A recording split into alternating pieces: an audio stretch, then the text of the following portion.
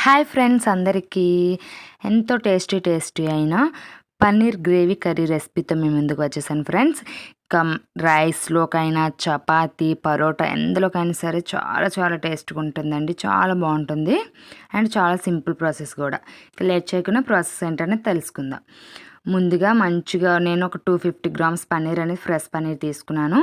మంచిగా మనం క్యూబ్స్లా కట్ చేసి పక్కన పెట్టుకోవాలి.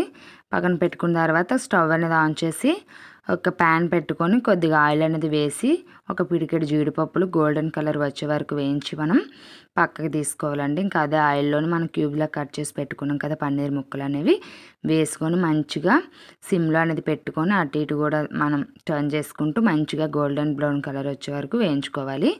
అదే హైలో పెడితే కళాయికి అంటుకుపోయి ముక్కలు అనేది వీడిపోతాయండి. కాబట్టి అలా గోల్డెన్ కలర్ వచ్చే వరకు వేయించుకొని అవి కూడా తీసి పక్కకు పెట్టుకోవాలి. ఇంకా అదే ఆయిల్లోని మనకి బిర్యానీ స్పైసెస్ కొన్ని ధనియాలు యాడ్ చేసుకున్న తర్వాత ముందుగా కట్ చేసి పెట్టుకున్న పచ్చిమిర్చి అండ్ ఆనియన్స్ పెద్ద పెద్ద ముక్కలు కట్ చేసుకోవాలండి. ఆనియన్స్ టమాటోస్ కూడాను మనకి పచ్చిమిర్చి కూడా కొంచెం వేగిన తర్వాత ఆనియన్స్ వేసి కొంచెంసేపు మగ్గించుకోవాలండి.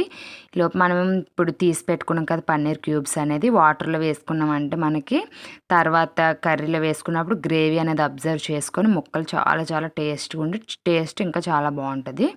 అండ్ ఈలోపు ఉల్లిపాయలు కూడా మగ్గిన తర్వాత కట్ చేసి పెట్టుకున్న టమాటాలు కూడా వేసి కొంతసేపు మగ్గించుకోవాలండి. ఇవి కూడా మంచిగా మగ్గుతున్నప్పుడు ఒక పిడికెడు జీడిపప్పు అనేది యాడ్ చేసుకొని స్టవ్ అనేది ఆఫ్ చేసుకోవాలి. మంచిగా మొత్తం కూడా చల్లారనిచ్చుకొని ఒక 5 మినిట్స్ పక్కన పెట్టుకుంటే మనకు మంచిగా చల్లారితే అప్పుడు మిక్సీ అనేది పట్టుకుంటే పేస్ట్ అనేది రెడీ అయిపోతుంది గ్రేవీకి మనం. అండ్ మళ్ళీ స్టవ్ అనేది ఆన్ చేసి కొద్దిగా ఆయిల్ అనేది వేసుకొని ఒక 2 బిర్యానీ ఆకులు అండ్ కొద్దిగా జీలకర్ర వేసుకోవాలండి. వేసుకున్న తర్వాత మనం ఎప్పుడు ఇంకా ఇప్పుడు ఉంటున్నది కదా అల్లం వెల్లుల్లి పేస్ట్ అనేది ఎప్పుడు నేను ఫ్రెష్గా పట్టించుకొని పెట్టుకుంటాను. ఇంకా కర్రీస్లో కంట్లకి కూడా అదొక టేబుల్ స్పూన్ అనేది వేసుకోవాలి. మంచిగా వేయించుకోవాలి.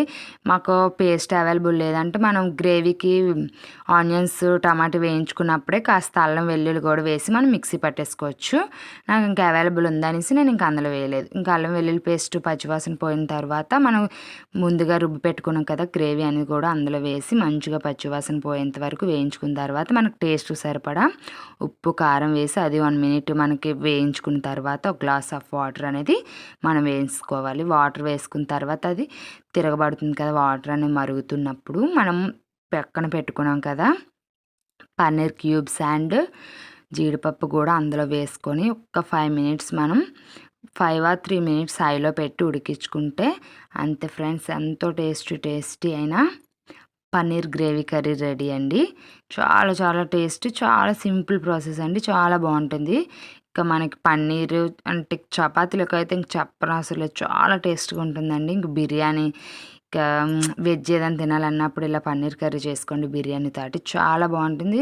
టేస్ట్ అయితే చెప్పనవసరం లేదు అంత బాగుంటుంది ఫ్రెండ్స్. ఇక ఈ వీడియో కనుక నచ్చినట్లయితే మీకు లైక్ చేయండి ఫ్రెండ్స్, సబ్స్క్రైబ్ చేయండి. ఓకేనా, బాయ్.